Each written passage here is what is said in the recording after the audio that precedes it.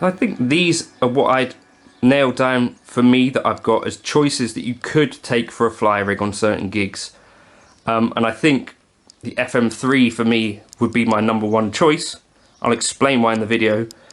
It's a little bit larger than some of the options, but with that size I think comes great power and great responsibility necessarily. I can't think right now off the top of my head of a more capable FlyRig in that kind of size.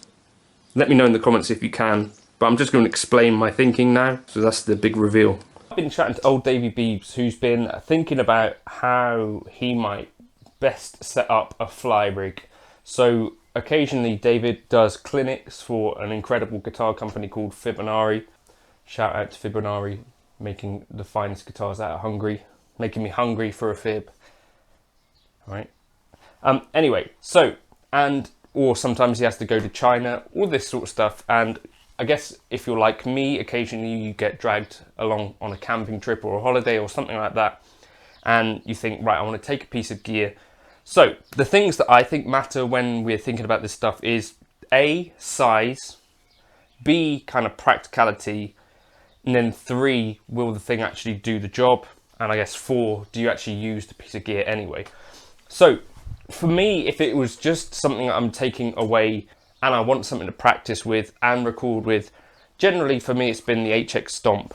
Now this is obviously one of the smallest modelers on the market. I think the GT1000 Core is about the same size, and also an interface. Obviously I feel at home with the Helix stuff, so that for me would be my ultimate kind of small rig.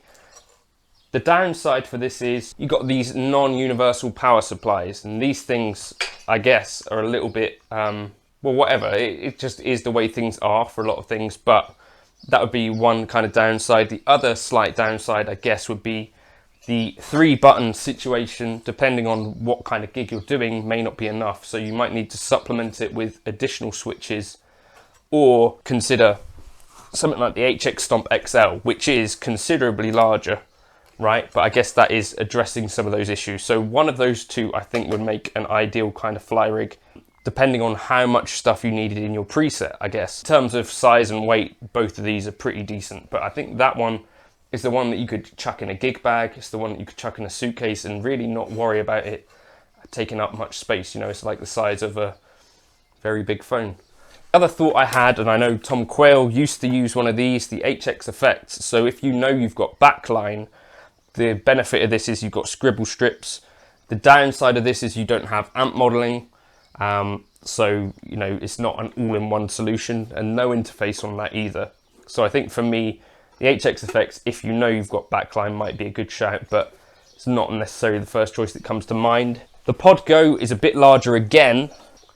And again, all of these have the same power supply kind of issue in that, you know, they're not universal, and you'd need an adapter and all that sort of stuff. This can't do dual amping or parallel paths, but you know, you do have the expression pedal built in. But as I say, compared to these, it's like 4 times the size of a Stomp. I don't know whether that'd be super easy to fit in a suitcase. Something like the BluGuitar Amp 1, I think, actually could be a decent solution. It doesn't have an interface built in. That's the thing that some of these other choices do have. But you do have a universal power supply. You know, these kettle leads are used all around the world, so you kind of be fine for that wherever you go. And it's super practical, and you could plug this into a cabinet if you've got backline, or you can go straight out. You don't have delay built into there, but you have all the drive and clean tones that you might need, and that's super lightweight and about the size of an HX Effects. So if you got on with the BluGuitar Amp 1, that might be a really good FlyRig. It's lighter than the HX Effects as well, I think. But for me, this would be my number one choice, and I know David already has one of these, so this is why I'm encouraging him not to spend any more money. So on this we have XLR outputs, none of the others have that. On this we also have the universal power supply, the FM3. We also have the most flexible option of all of these things that I've talked about. You know, you've got the most amp choices in here, you've got the most effect choices, and you've got the most processing power. So you could build way more complicated presets on the Fractal stuff than you can on the HX Stomps, because they're kind of half power helixes, whereas this you could build quite long chains, dual cabs, you know, a reverb, a delay, multiple delays, some pitch blocks. You can do quite advanced stuff on this thing, and you have all of the access to things like channels and that. So the other benefit is that your foot switching is super flexible on the Fractal stuff. And you know, you can do things with long holds, long presses. You've got scribble strips as well, which I think are pretty useful when you've got a limited amount of switches. Scribble strips really, I think, are the way forward. That for me would be my ultimate choice, I think, for a FlyRig. A bit heavier than all of these options. I'll actually find out. Similar to the footprint of an HX Effects as well. I think you could take these side bits off and maybe it'd be a little bit smaller as well. But I think that could fit in a suitcase. I'll find a suitcase and chuck it in there. It might mean you get to take a few less pairs of ripped jeans though. But that would be the one for me, because it's just super straightforward. And I know that you use it all the time, David. You've got the USB interface.